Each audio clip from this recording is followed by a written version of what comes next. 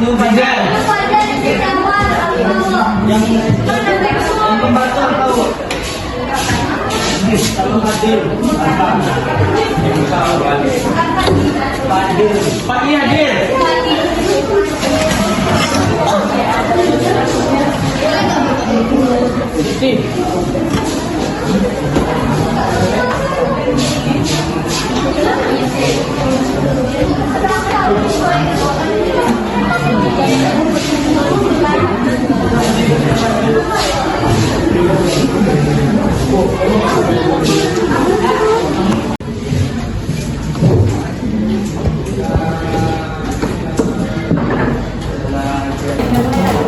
Assalamualaikum warahmatullahi wabarakatuh. Waalaikumsalam warahmatullahi wabarakatuh. Sehat semua ya. Minggu lalu kalian belajar tentang apa? Bilangan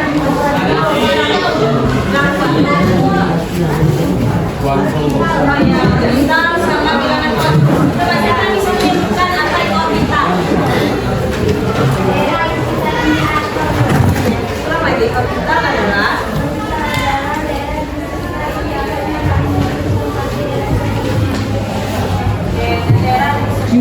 atom yang mungkin ditempati oleh elektron tertentu. Nah, kemarin kalian juga udah belajar tentang bilangan kuantum. Ada bilangan kuantum utama, ada sinus, ingat dan ngetes kalian harus paham atau belum itu nanti satu itu apa?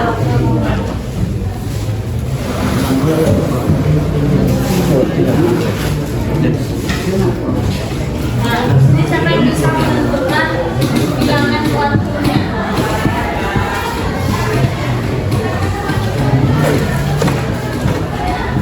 Dan konfigurasi elektronnya. Ada yang bisa? Kemarin udah ada lihat.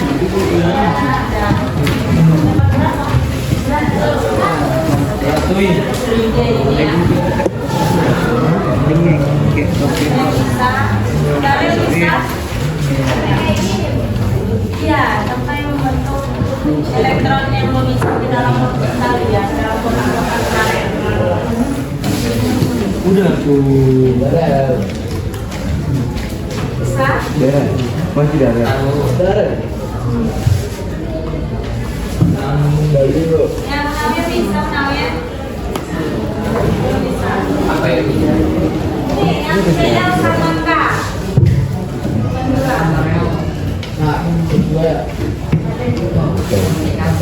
Duanya dibuat dari N-nya berapa? N-nya dilihat dari Anggaran maju, anggaran. Darah maju. nanti cari dulu. Aku mau maju mana? Ya mau maju. Iya, elektromagnetisi. Itu beda soal. Coba, bisa. Ada kan di latihan kemarin?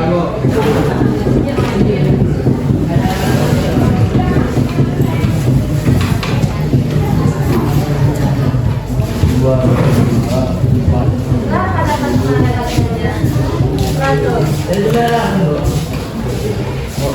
Nah, berapa ini? Cari muku aja. Jangan. Iya. Itu kan blackboard kan kemarin kan biasa ada. Mau tahu di sini. Ini boleh. Lagi. Itu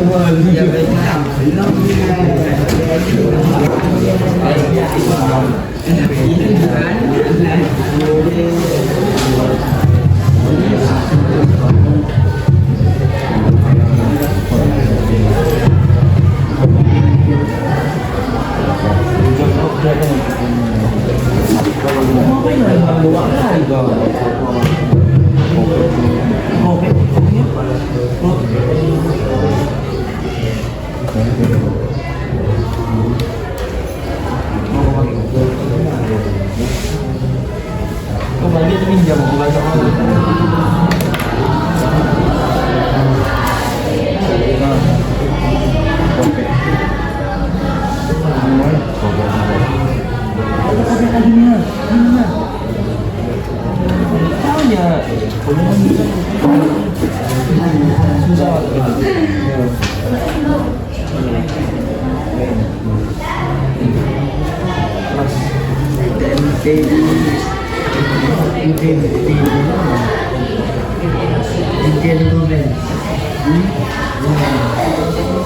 Warna dua apa? Warna putih. Banyak tahu itu yang ditanya.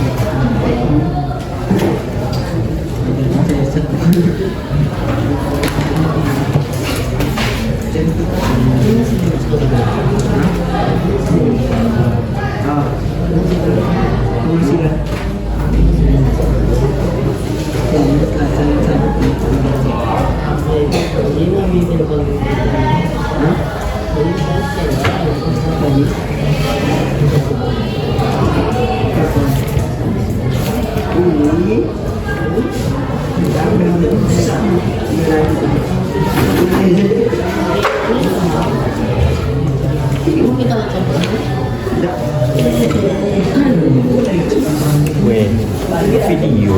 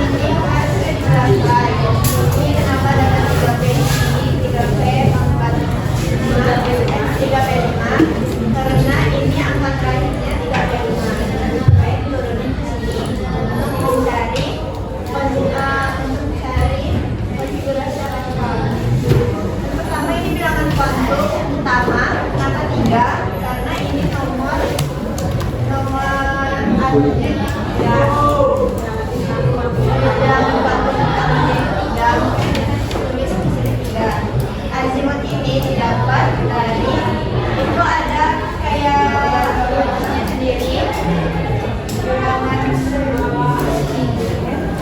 ada kayak yang SPDF itu azimut ini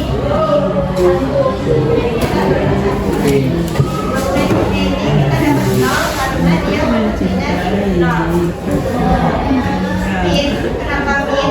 Karena dia bentuknya bawah, jadi dapatnya min. 1/2 ini sudah menjadi kayak asnya. Min 1/2. Lalu untuk Salma, itu ya yang dibilang Salma, kita itu mencukupi daripada elektronnya. Jadi dia berakhir di 3p5 karena dia berakhir di kulit ketiga atau kulit terakhirnya di 3, maka bilangan bantu utamanya atau C-nya 3. Kalau azimutnya ini tergantung sekulitnya karena dia di kulit P. Jadi kalau S di sekulit S dia 0, kalau di sekulit P dia 1, kalau di sekulit E dia 2, dia seterusnya. Karena dia di sekulit P, makanya azimutnya itu 1. Oke, untuk magnetik ini kita lihat orbital P ini berapa, orbital di sekulit P ini berapa. Oh iya, dia ada 6 elektron dan 3 kotak orbitalnya. Jadi kita isi satu-satu, dia berakhir di 3p5. Isinya dulu itu satu-satu per kotak. Karena isi 1, 2, 3, 4, seperti itu ya. Sampai dia berhenti di orbital berapa? Di 0. Itu magnetiknya itu 0.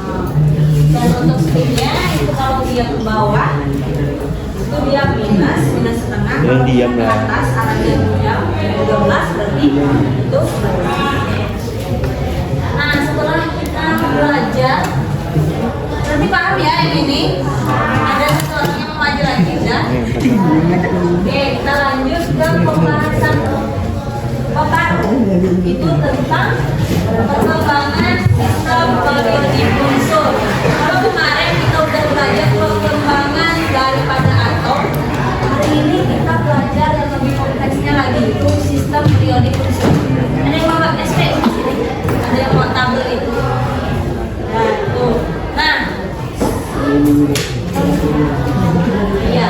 Ini adalah SPU, tabel sistem periodik unsur. Sampai dia terbentuk seperti ini, itu banyak ilmuwan yang menganalisa, bahkan mereka menemukan sampai selengkap ini daripada sistem periodik unsur. Yang awalnya cuman dia hanya ada 3, ada 7, ada pokoknya tidak selengkap ini.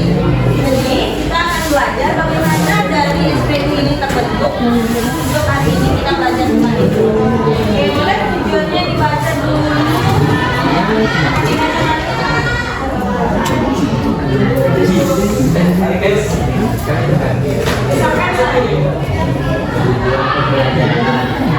Sejarah pengembangan sistem periodik unsur dan tugas sistem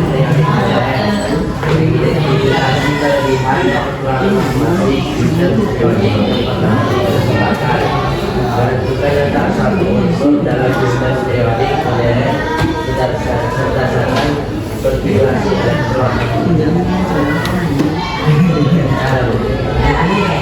Kita akan belajar tentang sejarah pengembangan sistem periodik unsur.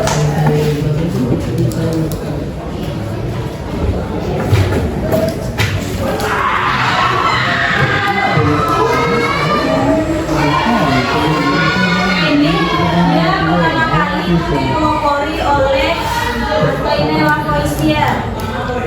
Reine Lavoisier ini orang yang pertama kali menemukan unsur-unsur kimia. Ada yang mau seperti Antonia Lavoisier? Atau ada yang mau menemukan unsur baru? Ada.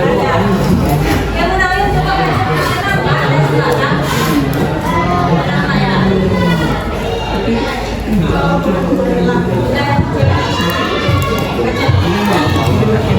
Sampai suaranya ya.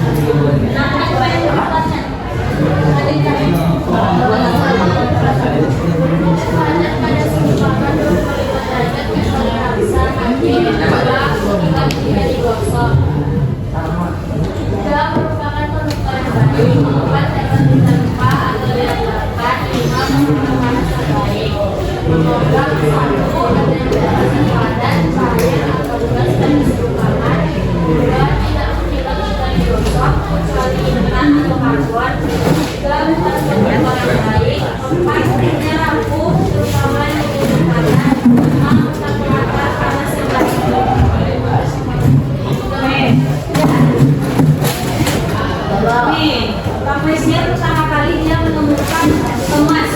Emas yang kalian pakai itu ditemukan oleh Lavoisier. Tapi bukan emas yang udah dalam bentuk ini ya, bulat. Kalian tahu ini mesin tambang emas? Tahu. Tambang emas kan awalnya memang tidak yang beragam itu kan luasnya. Nah, inilah yang dibilang atau yang ada emas ada kobalt, perak, tembaga, timah, seng dan timbal itu nikel dan air raksa juga nama pakai kan?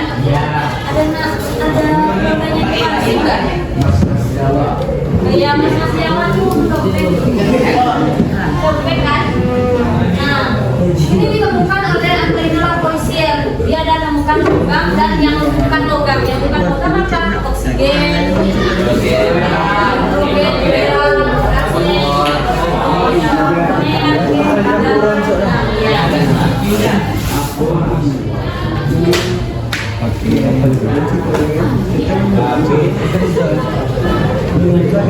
Oke, nah setelah daripada rafflesia itu ternyata dia tidak bisa menemukan unsur-unsur lain. Artinya dia cuma tahu berapa unsur dan kemudian dikembangkan oleh ada 5 penemu sampai terbentuk sistem periodik nantinya. Yang pertama siapa namanya? Doberener. Yang kedua siapa namanya? Oke, yang ketiga Dr. Mayer dan Rem itu mereka sama-sama ada kesamaan pengelompokan. Terus yang kelima itu ada Henry Monte. Nah, satu persatu itu ada yang pertama tadi ada Doberener kan? Dia mengusulkan triade. Oke, boleh dong dibaca. Ini nampak kan Nobel tadi pakai. Ada kalau tadi ada juga. Ya, supaya saya baca dong. Saya bahasa perkelompokan kesamaan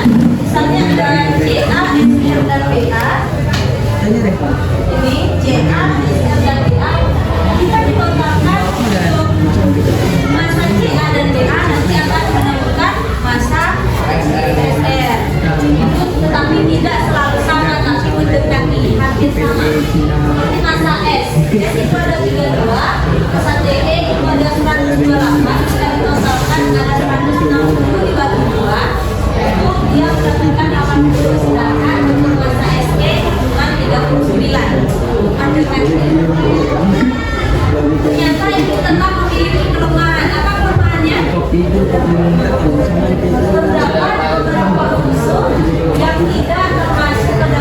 triade, padahal sifatnya sama. Jadi triade ini mengelompokkan beberapa unsur yang sifatnya sama, tetapi ternyata dari keseluruhan unsur yang dia temukan tidak semuanya dikelompokkan berdasarkan sifatnya. Ada yang tidak dikelompokkan berdasarkan sifatnya, maka dikembangkan kembali oleh yang kedua sama dokter. Oke, ada dua orang yang baca.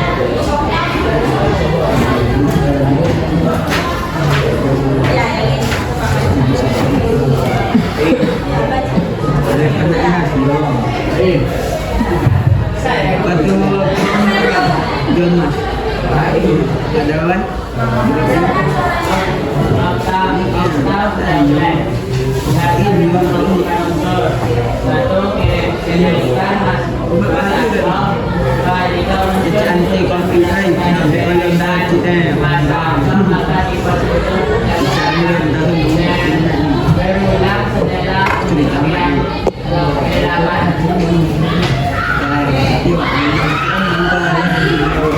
Jika unsur disusun berdasarkan kenaikan massa atom, jadi massa atomnya naik, jadi disusun berdasarkan massa atom, maka sifat unsur tersebut akan berkurang setelah unsur yang ke-8. Artinya unsur pertama sama dengan unsur ke-9. Unsur ke-8 dan unsur kedua sama dengan unsur ke-9. Ini.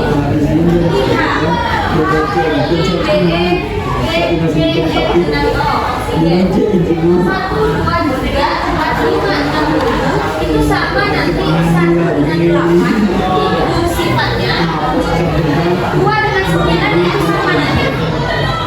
Tapi ternyata dia tidak memiliki kelemahan. Ini cuma berlaku untuk unsur-unsur yang memiliki nomor saya yang dilakukan oleh Rottermeier dan Allen. Nah, di sini sudah mulai nampak dasar-dasar pengelompokan unsurnya. Nah, di sini mereka berdua sebetulnya dalam waktu yang berbeda melakukan penemuannya, cuman memiliki kesamaan pengelompokan. Rottermeier itu yang di atasnya, dia menggunakan massa-massa atom, dan juga kalau Rottermeier itu lebih bersifat fisikanya, dia mengelompokkan berdasarkan dunia. Nah, ini bagian kita pakai tabel periodik unsur. Nah, ini yang kita pakai di tabel periodik unsur, yaitu tabel periodik modern. Yang kita pakai yang ditemukan oleh siapa? Ya, oleh Henry Moseley. Boleh dong satu orang dibaca lagi sampai menurut Darel belum aja Darel. Besarkan suaranya Darel. Iya. Tengok sepatunya. Periodic table. The periodic table is a table of substances that lists all of the elements we currently know about. Since the 1800s, lots of chemists have tried to find the best way to organize the elements. Originally, there were a lot of different ideas, including from Lavoisier, Dalton, Dobereiner, and Newlands. John Newlands thought the elements should be